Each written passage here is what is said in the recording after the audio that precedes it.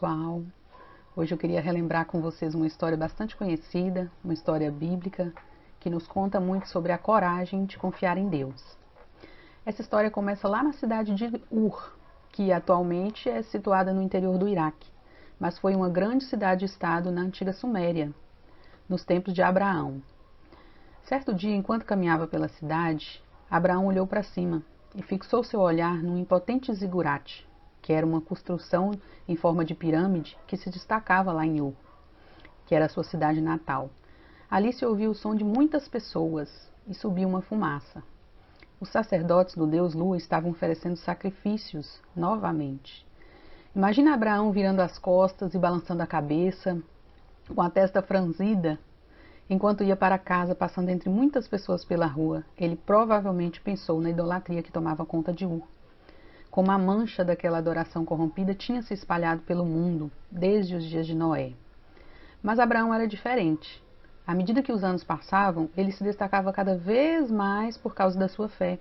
Abraão levou a sério a importante lição que aprendeu do dilúvio. Ele se esforçou para andar com Deus, assim como Noé. Foi por isso que Abraão rejeitou a idolatria e se destacou como alguém diferente em Ur, talvez até em sua família imediata. Mas ele encontrou alguém que lhe dava muito apoio.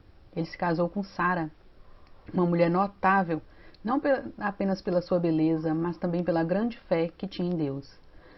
Certo dia, Abraão teve uma experiência inesquecível. Ele recebeu uma mensagem de Deus. A Bíblia não dá muitos detalhes sobre isso, mas diz que o Deus da glória apareceu àquele homem fiel. Abraão teve um vislumbre da magnífica glória do soberano do universo. Podemos imaginar como ele ficou emocionado de ver o contraste entre Deus, o Deus real, e os ídolos sem vida adorados pelas pessoas daquela época. E o que Deus disse a ele foi: sai da tua terra, dos seus parentes, e vai para uma terra que eu hei de te mostrar. Deus não disse qual terra tinha em mente, só disse que a mostraria a Abraão.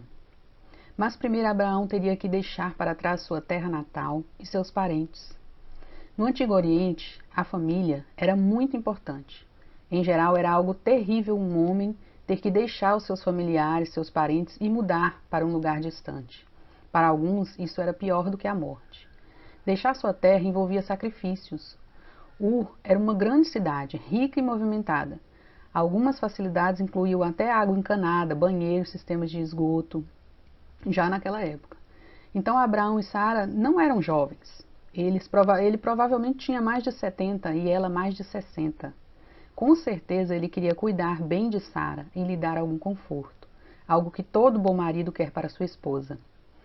Imagine as conversas que eles tiveram sobre essa designação, as dúvidas, as preocupações que talvez tenham surgido. Como Abraão deve ter ficado feliz quando Sara aceitou o desafio. Assim como ele, ela estava disposta a deixar para trás todos os confortos de sua casa.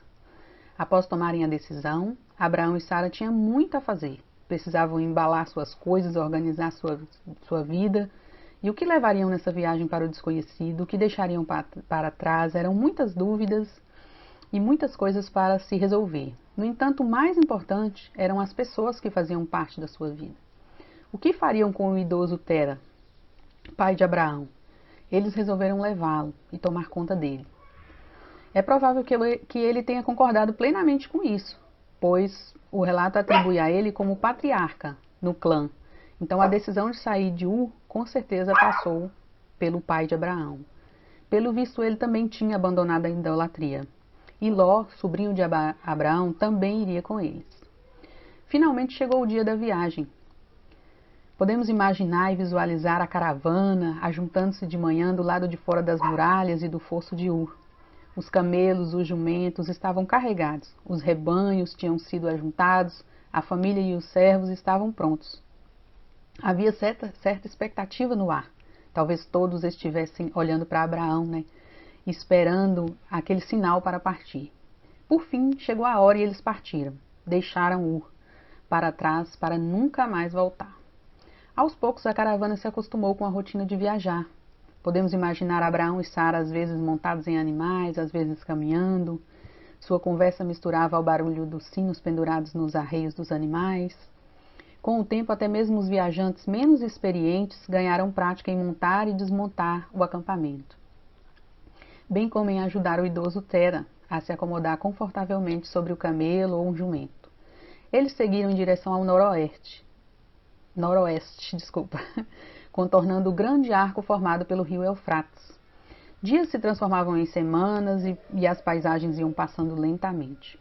Finalmente, depois de percorrerem uns 960 quilômetros, avistaram as cabanas de forma arredondada de Harã, uma cidade próspera, no cruzamento de rotas comerciais. Eles pararam e se estabeleceram ali por um tempo. Talvez Tera estivesse muito fraco para continuar a viagem. E por fim faleceu com 205 anos. Logo Abraão recebeu novas instruções de Deus, que acrescentou detalhes às suas promessas. Abraão se tornaria uma grande nação. E por causa dele, todas as famílias da terra seriam abençoadas.